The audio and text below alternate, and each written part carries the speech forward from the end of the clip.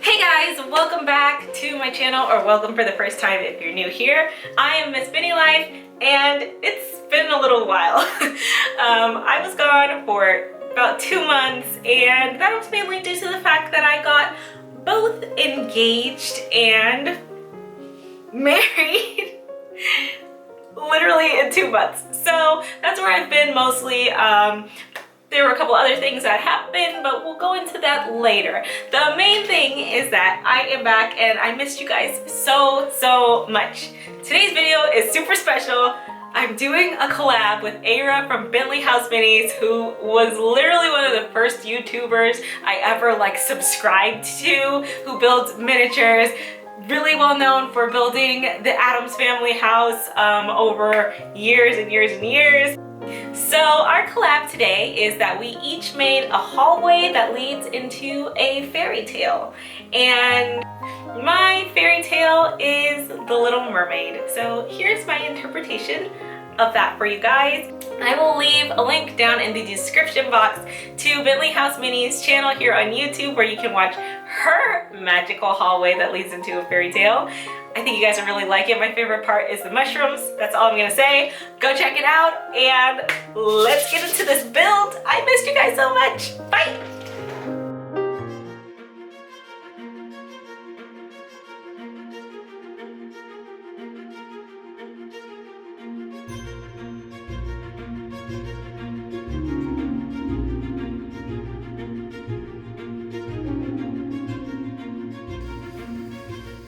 Okay guys, so if you've been following along with my fairy tale series, you've been seeing me use cardboard more and more. I'm literally obsessed with this for all of my builds now because it's so easy to find.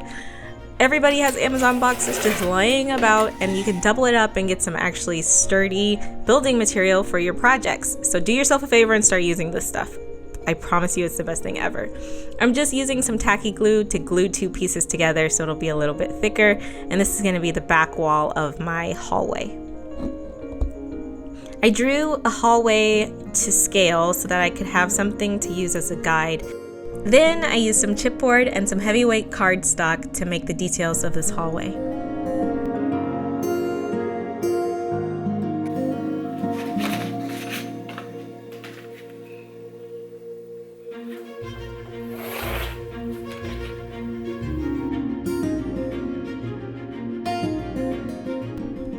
Once I got all the strips and the rectangles cut out, then I glued them down to the cardboard back with some tacky glue. And it's important to make sure that you have something heavy that you can sit on these to press them down while the glue is drying. Here I just used a cat.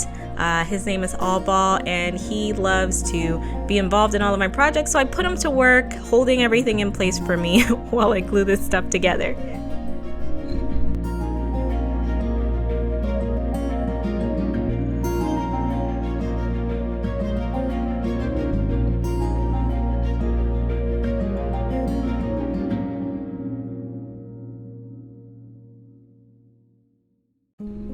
Okay, you can see this looks pretty good. Let's just set that to the side and start working on the floor. So I'm using 1/16 of a millimeter thick, I'm not even sure, I think that's how you say that, 1/16 of an inch thick, that's right, 1/16 of an inch thick wood for the base, and then glued that to some more cardboard. And I'm gonna make this wood floor.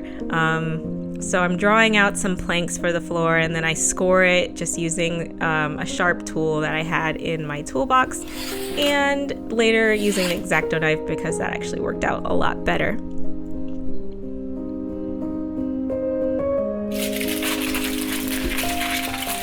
And now I am going to build a ton of coral to be bursting out of this room and into the hallway. And I'm making a frame using some tinfoil and then covering it with my old friend polymer clay, which you guys know I used to really hate using and never would use. And then on one of the projects I just was like, you know what, I gotta bite the bullet and start using this. So I've been using it more and more, and I'm getting a lot more used to it now. It's still kind of not my instinctual, it's not my go-to tool when I want to build something, but I have been forcing myself to use it, and I will say it gets easier the more that you do it. So here I'm just rolling up tons of little tubes and making some interesting texture to go on my rock formations, and I'm trying to make it look like it's covered in coral because this is a coral reef where our mermaid lives. And as you can see, my helper is back to once again help me with my crafting. This time he's trying to get as much cat fur as he can stuck into this wet polymer clay, but that's not the type of texture that I need. So as you can see, I moved over to another location where I could do this without as much interference, and then just basically kind of was winging it, making shapes that reminded me of coral and then sticking them to this little thing, and then every once in a while I'll pop it into the oven, and I just follow the directions that are on the packet for baking it, and I mean, here we go. I've got myself some coral.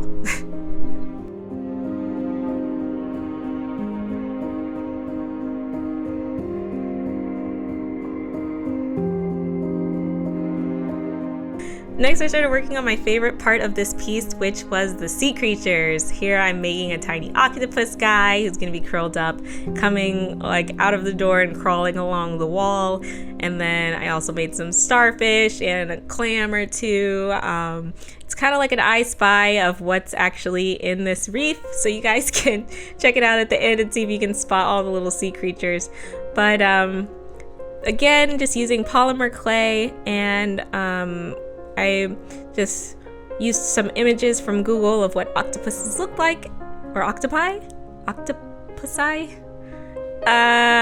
You guys tell me in the comments what that should be. And after putting all his tiny little suction cups, popped them in the oven, the same as I did for the coral, and then made a couple of starfish, and here are my sea creatures.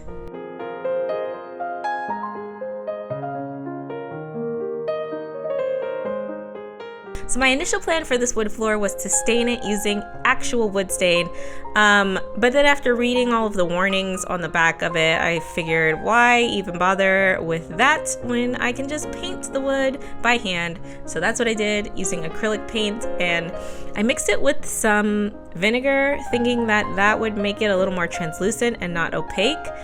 Not sure if that's a real thing or if I am just making things up and being wishful, but the floor turned out the way I wanted, so we're just gonna take that as a win.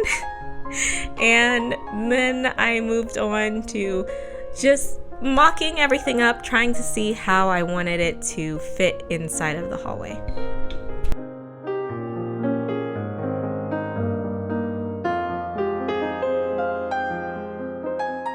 I made a piece of wood to go inside of the doorway and then covered it with polymer clay so that I could make the background of this coral reef that's going to be showing peeking through the door.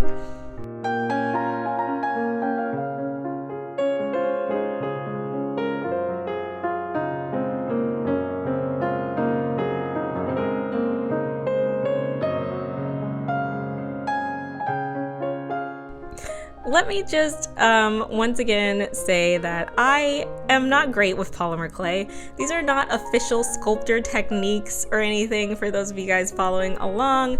I literally just made it up as I went along. Sometimes I will like research how to do something beforehand, but with this I didn't do that at all, and I just made it the way that felt like I should, and it seemed to work out.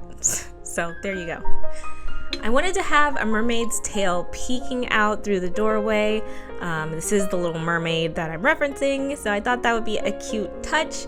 And then I made a frame out of aluminum foil, or aluminium foil for those of you watching overseas, and made some polymer clay scales by just pressing this round object into the clay.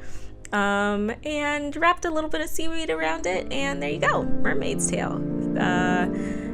Later on, you will see that I end up not using this at all, and in fact I made a whole arm and part of a torso and then had like the trident sticking out. This is all just me kind of doing a little mock-up to see how it looks and then ditching that entire idea. To make the trident, I used a random piece of wood and just turned it into kind of a skewer by whittling it down, and then used polymer clay to sculpt the 3 points at the top of the trident.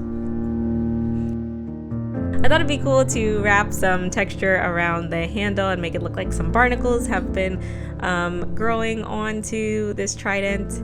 And then I popped it into the oven. Pro tip is to keep popping things into the oven. I saw some YouTubers say that was like making save points for your work, and it's totally true. Since I've started doing that, I have started to like polymer clay a lot more.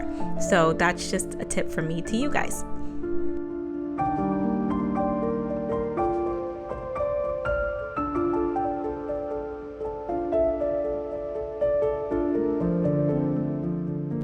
These tentacles were supposed to be reminiscent of Ursula, and in the end I painted them to look more Ursula-esque with like black outside and then purple on the inside, which you guys will see a little bit later on. And you might be wondering, wait, what happened to the mermaid's tail? Well, I decided to scrap that whole idea and use just these tentacles, but then later on decided I did want a mermaid's tail after all, and ended up cutting it the same way I'm cutting off the back of this cardboard hallway, because initially I was going to have lights back there shining through, coming out of the open door. And this is art, you guys, so plans change. So I scrapped that and cut away the back, and now I'm covering it with a piece of chipboard just to make it look a little bit neater.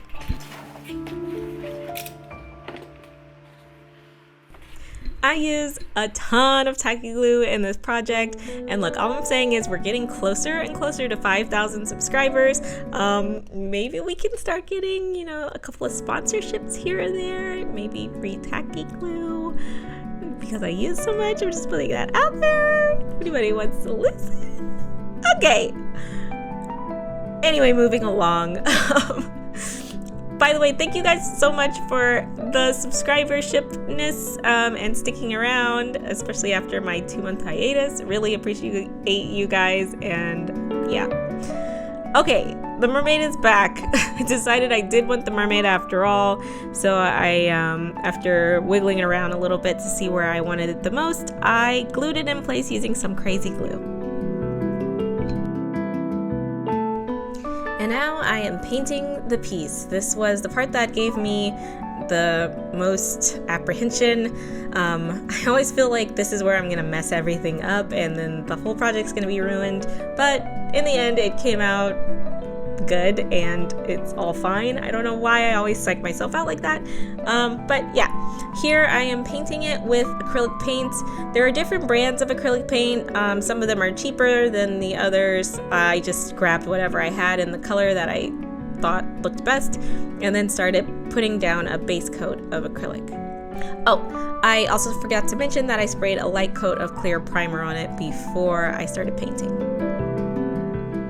So I just kept doing layer after layer to build up the color, and then I started trying to mix them so that they blended into one another and keep everything sort of oceanic themed. So I used mostly purple, green, blue, and pink, and then I did some highlights with yellow and white, and I didn't really add any orange or red in just because those kind of clashed to me with this. I don't know, there's a whole, I mean, there are classes taught on color theory, but I'm not going to teach that class. I'm just gonna say that to me it looked like they didn't belong, so I just didn't add them in.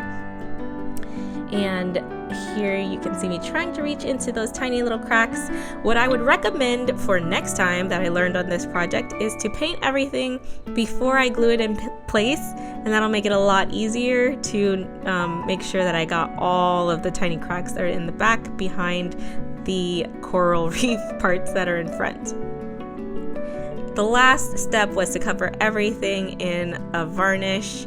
I think this is Deco Art clear varnish that I spread over everything, and that just made it look shiny and wet and pretty and finished. Here's the final product, you guys. Hopefully you enjoyed the video, and if you did and you're new here and you want to subscribe, feel free. I will love you forever. If not, that's okay too. I appreciate you watching, and I will see you in the next one.